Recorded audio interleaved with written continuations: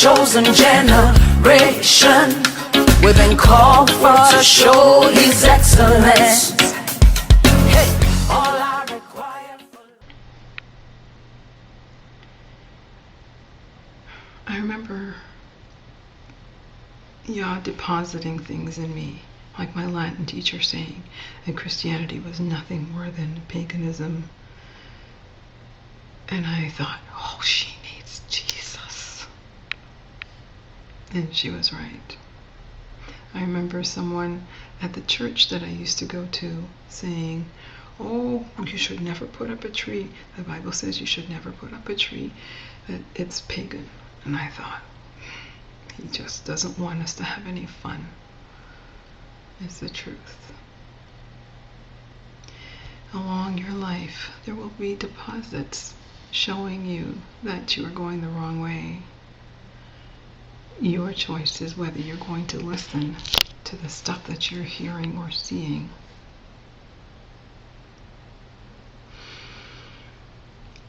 So then, what about the laws and stuff like that? If you're really a Hebrew Israelite, a Jew, quote unquote, what about those people living in Israel?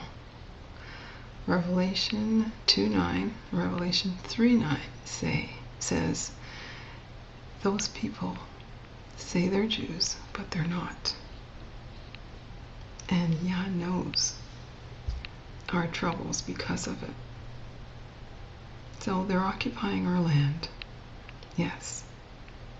But the time for them is going to come to an end.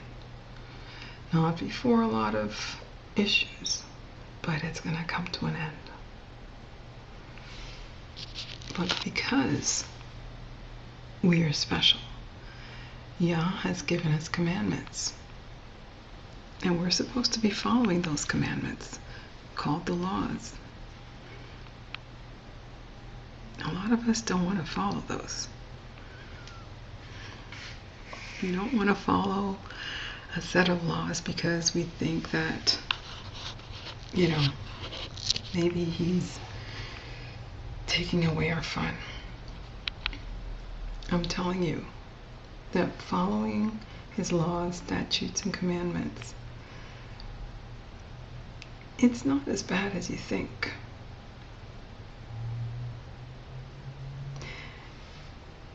A lot of people don't know what the definition of sin is. Sin, 1 John 3 and 4, tells us what sin is. Whosoever committeth sin transgresseth also the law, for sin is a transgression of the law. If we're not keeping the law, well, we're sinning left, right, and center. Sin is transgressing the law, plain and simple.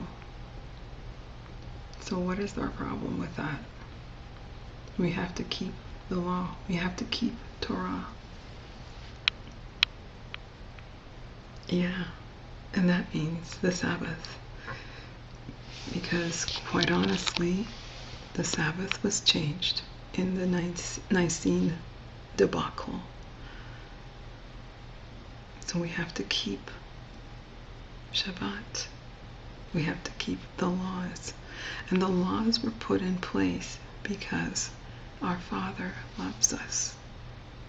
And that means no pork, no shrimp, none of those things that we thought were so yummy.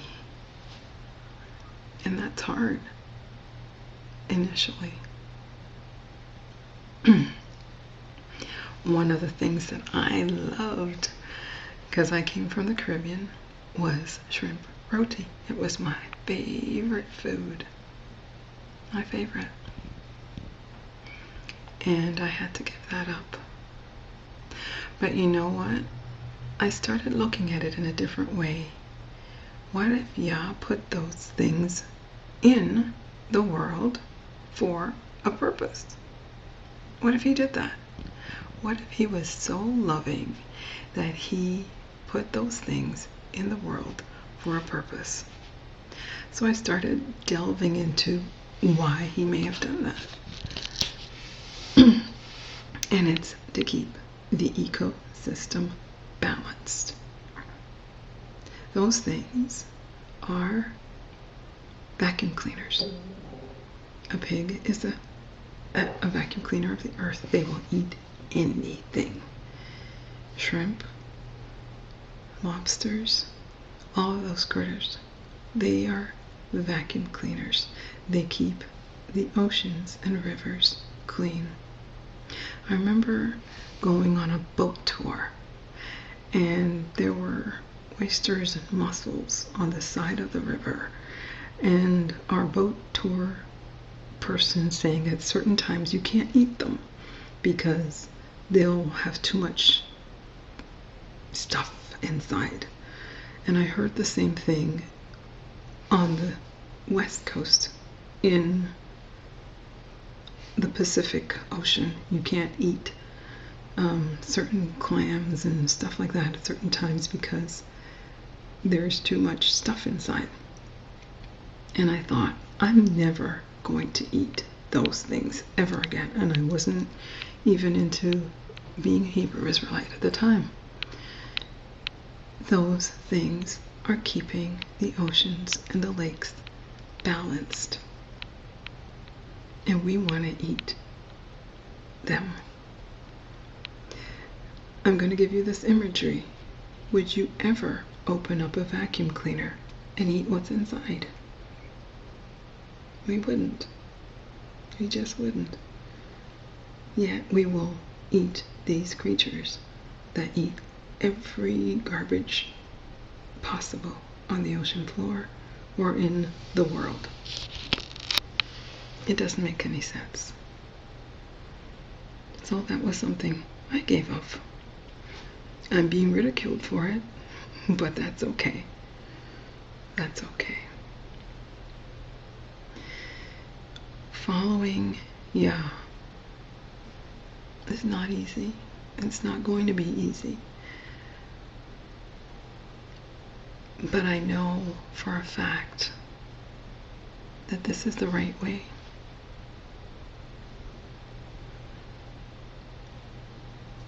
When I look at churches nowadays and I see the amount of light show that's going on, that should be an indicator to you. Who is the father of lights? Who was the fallen angel of light? Who wanted the show? It wasn't Yehoshua. It wasn't him. He didn't need a show. He didn't need fanfare.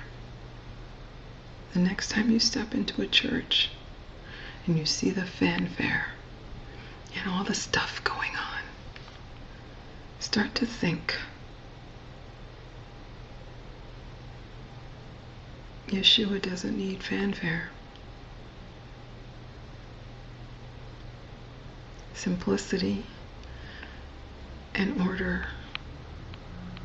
Yeah, in the Old Testament times, there was a lot around coming into his presence, coming into Yah's presence. But the whole fanfare these days, it's not Yah.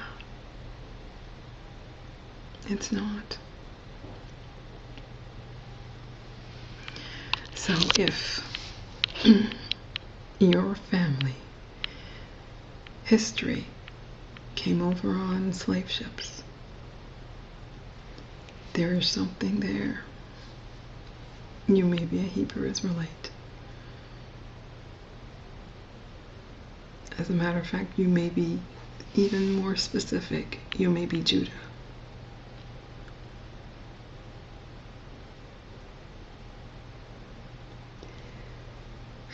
I can't go back.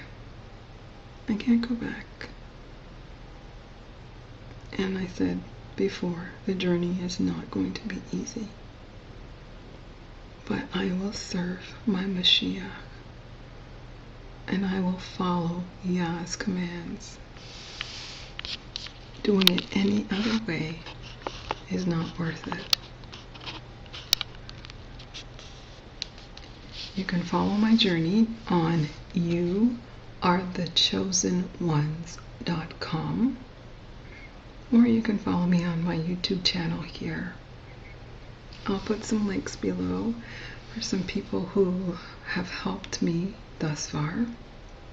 Some really cool YouTube channels or websites that have helped me. And I really hope that you find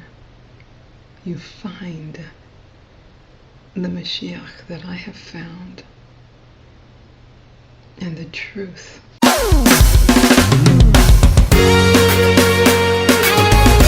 over the world, lift up your voice.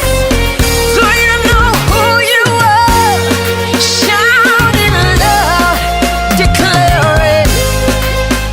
Believers anthem. Come on, let's go. We are a chosen generation. We've been called for to show His excellence.